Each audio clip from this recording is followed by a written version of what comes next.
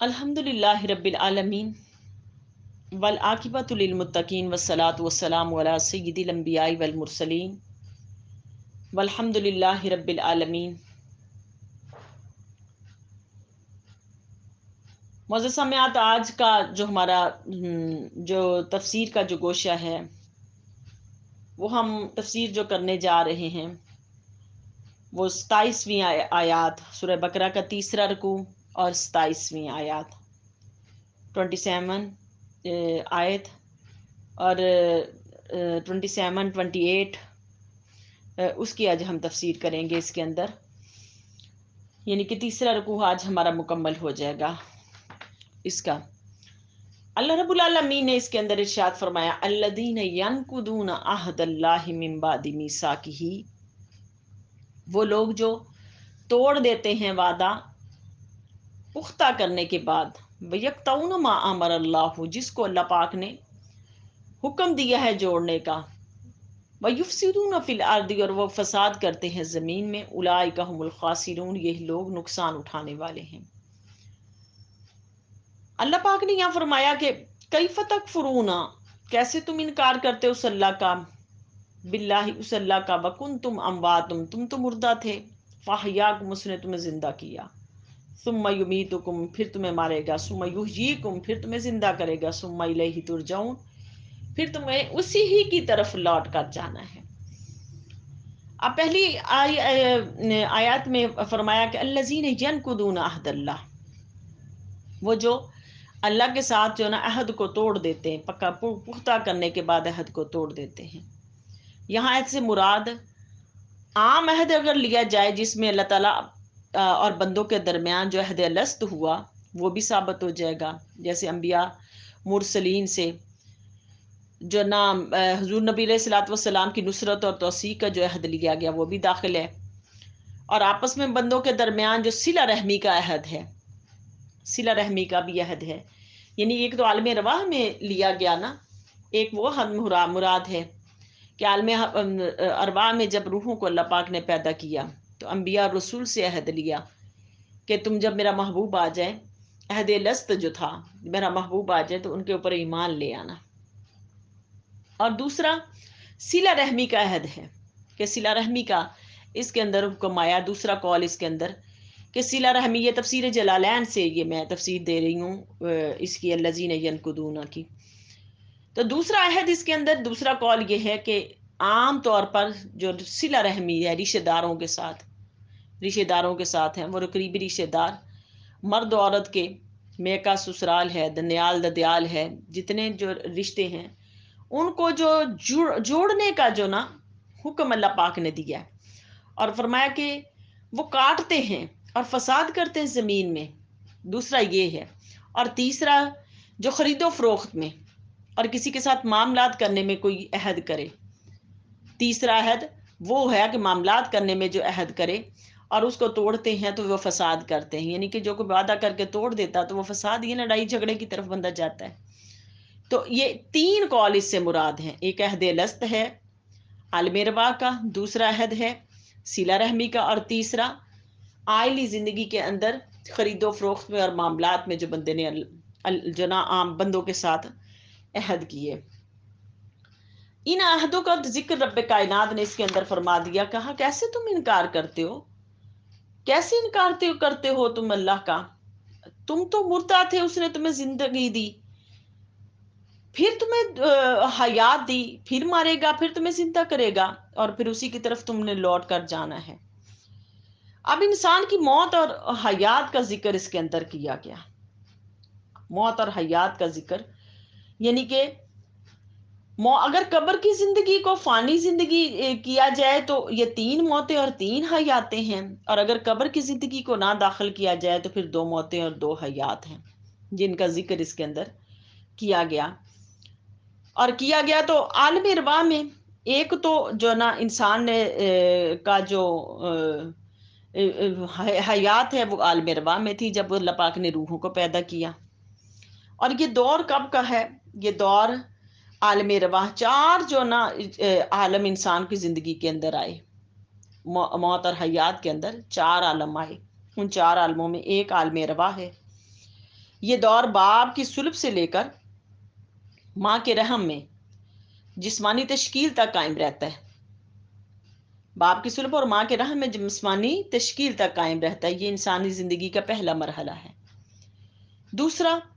عالم شہادت ہے، یہ انسان کا حیات عنصری سے آشنا کر دیا۔ جب انسان دنیا میں آ گیا،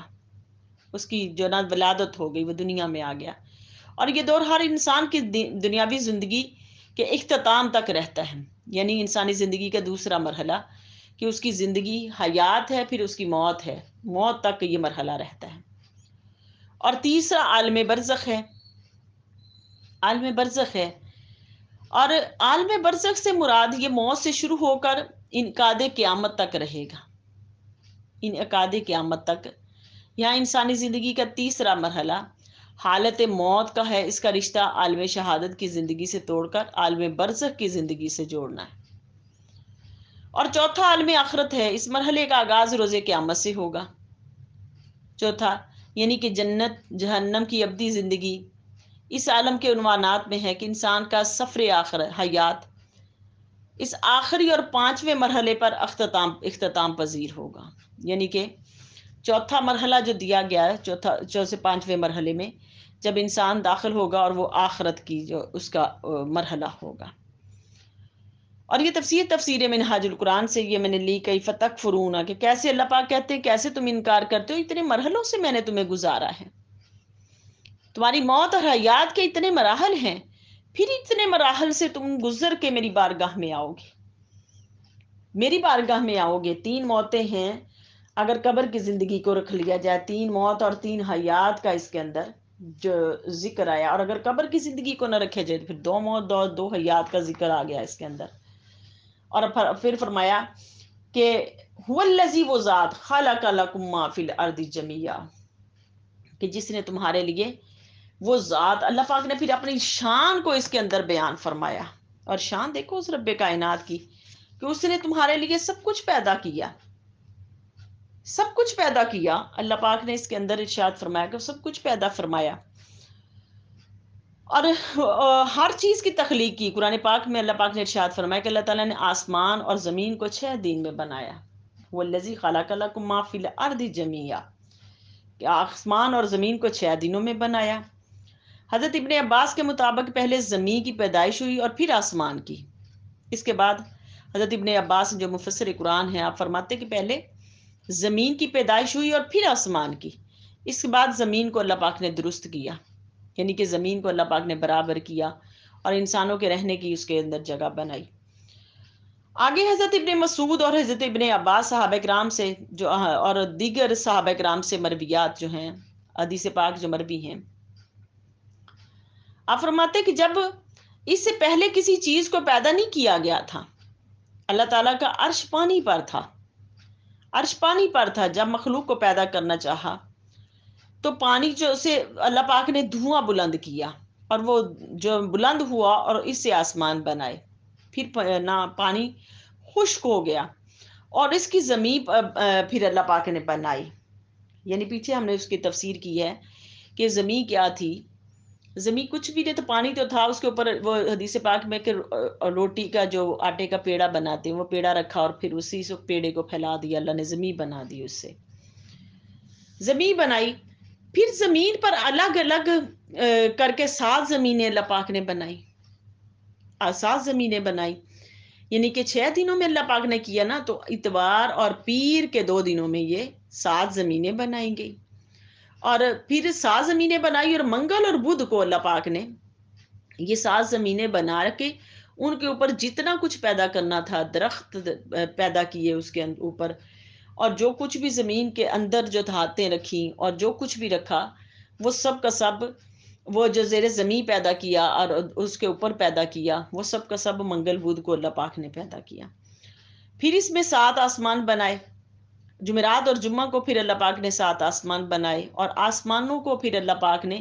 آسمان دنیا کو سورج چاند ستاروں سے مزین کیا، جو کچھ آسمان دنیا پہ پیدا کیا، ملائکوں کو پیدا کیا ان کو، یعنی کہ 2 دنوں میں جمعرات اور جمعہ کو اللہ رب العالمین نے ملائک کو پیدا کیا۔ اور عبداللہ بن سلام فرماتے ہیں کہ جمعہ کے آخری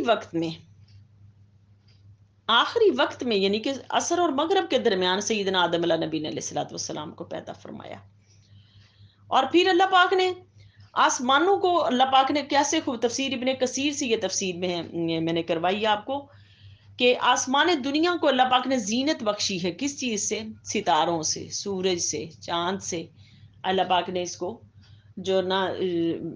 خوبصورتی بخشی کہ اللہ پاک نے جو نا ان ستاروں کے ذریعے آسمان کے اوپر یہ ستارے بنائے، سورج جو نا اور چاند بنائے. ان کے اندر اللہ پاک نے بے پناہ حکمتیں رکھی کہ سورج کے اندر اللہ پاک نے حکمتیں رکھی. اور حکمت کیا رکھی اللہ پاک نے؟ یہ زمین کو پاک کرتا ہے، زمین کے اوپر حرارت فراہم کرتا ہے جو انسان کے جسم کے لیے، زمین کے لیے اور جو نا اناج کو پیدا کرنے کے لیے یہ حرارت کافی ہے. پھر روشنی کا ذریعہ ہے یہ حرارت. اس حرارت سے ہم کتنے کام لے رہے ہیں. اس دور کے اندر بجلی پیدا ہوتی ہے. پھر اس سورج کی روشنی سے جو گندی زمین ہوتی ہے، جہاں پر گندگی زیادہ ہے، وہ گندگی آتی ہے، وہ زمین کے اوپر پڑی ہوتی ہے، بارش آتی ہے وہ بہا کے لے کے جاتی ہے. سورج کی جو شعائیں پڑتی ہیں تو وہ زمین کو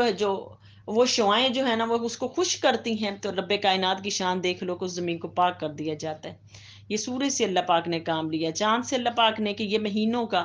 اور دنوں کے تعین کے لیے چاند کو پیدا کیا. مشرکین نے پوچھا کہ اس کا نظام کیوں رکھا گیا، سورج چاند کی تخلیق کیوں رکھی؟ فرمایا چاند کو دنوں اور مہینوں کے تعین کے لیے میں نے پیدا کیا. اور ستاروں کو کیوں رکھا؟ فرمایا ستاروں کو تمہارے لیے راستوں کو جب تم سفر کرتے ہو تو یہ میں نے تمہارے لیے دیے جلا دیے تاکہ اندھیرے میں یہ تم سفر کر سکو آرام سے. سمندروں میں سفر کرتے ہو، خشکیوں پہ سفر کرتے ہو، تو یہ میں نے تمہارے لیے سورج چاند ستاروں کو اس لیے پیدا کر دیا، مزین کر دیا تاکہ تم ان سے فائدہ اٹھاؤ. تو رب کائنات کی دیکھو حکمتیں کتنی خوبصورت ہیں کہ رب کائنات نے کوئی چیز بھی بیکار پیدا نہیں کی. ہر چیز کے اندر رب کائنات نے اپنی خوبصورتی رکھی. اس کی تخلیق کے اندر غور کرو اور اس کا شکر ادا کرو کہ رب کائنات نے ہمیں کتنا خوبصورت نظام دیا. تو اللہ رب العالمین کی بارگاہ اقدس میں میری التجا ہے کہ رب کائنات ہمیں اس قرآن مجید کی فیوز و برکات عطا فرمائے اور حق سچ اللہ پاک بیان کرنے کی اللہ پاک توفیق عطا فرمائے. اور اس قرآن مجید کی برکات سے اللہ پاک ہماری دنیا آخرت کو بہتر فرمائے. وما علینا الا البلاغ.